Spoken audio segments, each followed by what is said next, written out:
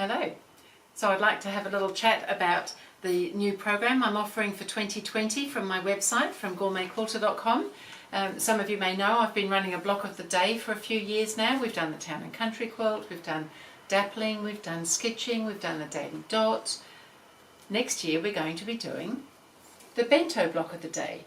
So the bento block of the day is going to be again a daily little applique piece, and it's inspired by Japan, hence the name bento. As far as I understand it, in Japan a bento box is what they call their lunch box, and they have little compartments for different things, and it kind of seemed to fit quite well with what we're doing here, with a little bit of this and a little bit of that and even some lunch.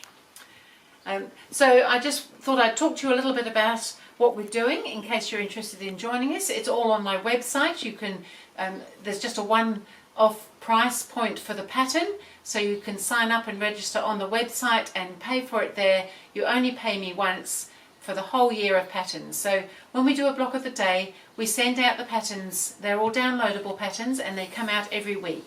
So once you've paid and registered, you're in the system, and you will continue to get a weekly email with the next lot of patterns, the next 7 little images for you to applique.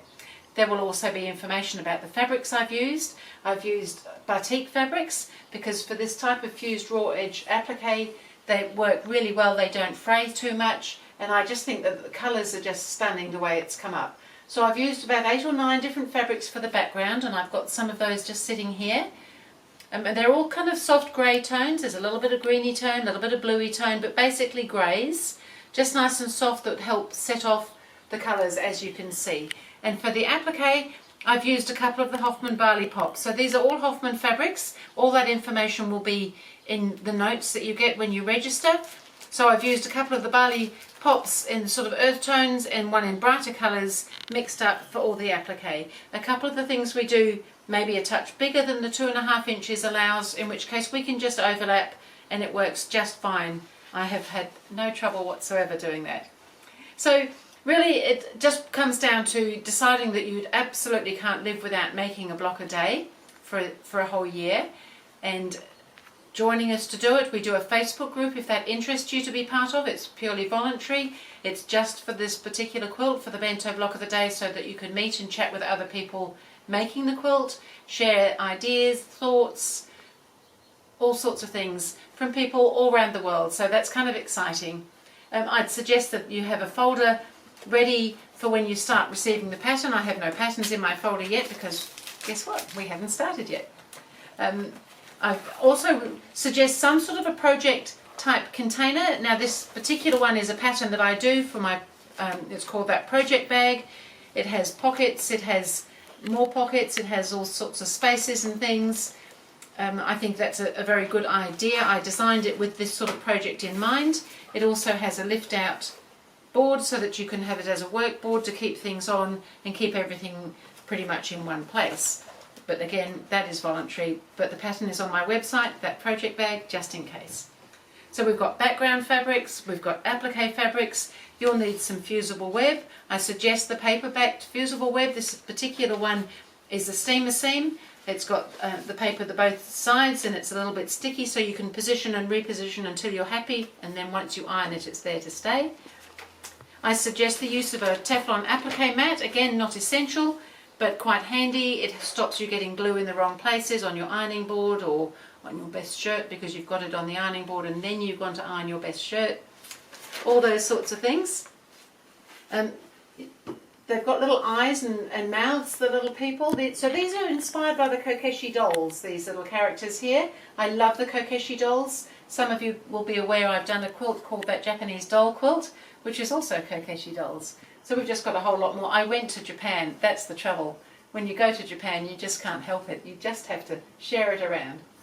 But anyway, they have eyes and things, so I've used the Micron Pigma pens for their eyes and mouths. I'm suggesting maybe a brown one for the mouths and a black one for the eyes. I'll be showing you how to do all these things a little bit nearer the time. But just for now, I wanted to talk about it, let you know it's on my website, ready for registration. To sign up, we start in early January and it goes through for the whole year.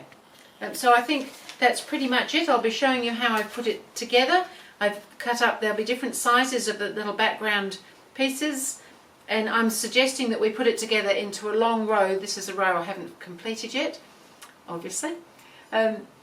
This is how I'm going to be working. I'm going to suggest that you might like to do that too, but of course you don't need to do exactly what I've done. I'm going to do a whole row of the backgrounds, and then as we come with our next little applique, we just add them on, and I'm working through the batting as well, and then we'll be putting that together in a quilt as you go, or quilter row as you go, so that at the end of the year we're pretty much up to date. We don't have to then come back and assemble everything and quilt it. So I'll be showing you how I do all of that as well. I'm suggesting just a narrow border around the whole of the quilt. These two rows represent a quarter of the quilt. So this row here is one row that's about 6.5 weeks work. So then there's another 6.5, so that brings us to 13 weeks. So there's 4 lots of that. So there's actually eight rows across altogether for the whole year. So it's a good size quilt. But I just would love you to join us, the Bento block of the day through Gourmet Quilter, and just come and have some fun. It's pure fun. It's just playing, really. What more could we want? So delicious to have a nice Japanese lunchbox. Oh, that's so good. GourmetQuilter.com, Bento block of the day. Thank you.